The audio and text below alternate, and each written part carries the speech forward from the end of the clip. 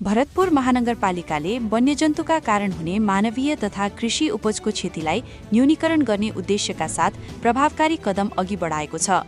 यस क्रममा वारा नम्बर 16, 26, 27 र 28 मा फाउन्डेसन सहितको मेषचाली जडान कार्य 6800 मिटर सफलतापूर्वक सम्पन्न भएको छ। यस आयोजनाले वन्यजन्तुबाट हुने मानवीय जोखिम घटाउनुका साथै किसानहरूको मेहनतबाट उत्पादन हुने बालीनालीको सुरक्षा गर्न उल्लेखनीय योगदान पुर्याएको छ।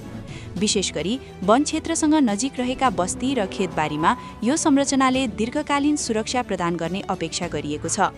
यही पहललाई थप विस्तार गर्दै चालू आर्थिक वर्ष 2082-83 मा रु 1,43,00,000 को लागतमा बोलपत्र प्रक्रिया पूरा भई वाडा नम्बर 16, 17 र 28 मा थप 1500 मिटर मेषचाली निर्माण कार्य प्रारम्भ भइसकेको छ।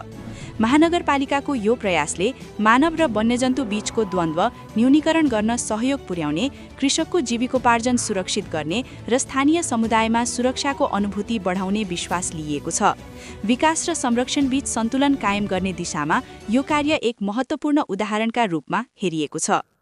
यो गत वर्षदेखि हाम्रो भरतपुर महानगरपालिका नगर प्रमुख आदरणीय मेयर रेणु दालज्यूबाट यो पहलमा यो कङ्क्रिट वाल भइसकेको छ।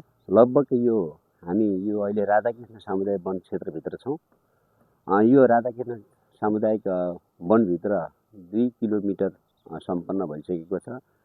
जहाँसम्म लाग्छ यसको लागत 4 करोडबाट सुरु भएको छ र उतापट्टि मालिका सामुदायिक वनमा फेरि 500 मिटर पनि फेरि अरू छ र बिचमा केही ठाउँहरू छुटेको छ। यो निरन्तर आउने भन्ने हामीले जानकारी पाएका छौँ।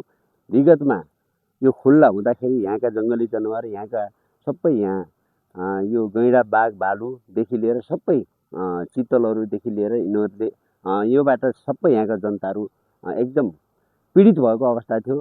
धेरै न्यूनीकरण भएको यहाँको जनताले आभास गरिरहेका छन्। यद्यपि यो पूर्णता त भइसकेको छैन, पक्कै पनि उहाँको एउटा कार्यकालसम्म सबै पूर्णता हुनेछ भने यहाँका जनताहरू धेरै आशान्वित भएको हामीले पाएका छौँ र यो यस्तो महान कार्य गर्नुभएकोमा यहाँको जनताले मेयर साहब र सिङ्गो महानगरपालिकाको टिमलाई विशेष धन्यवाद दिइरहेको छ। म यही कुरो राख्न चाहन्छु।